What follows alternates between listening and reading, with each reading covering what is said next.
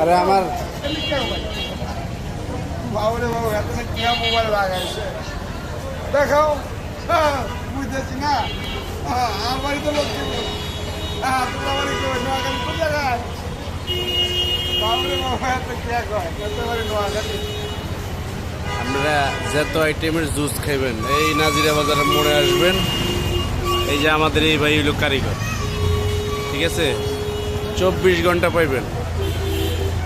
এই ওস্তাদের বাড়ি হইল নারায়ণগঞ্জ, নোয়াখালীর কথা কইছি মিশা কথা, ঠিক আছে।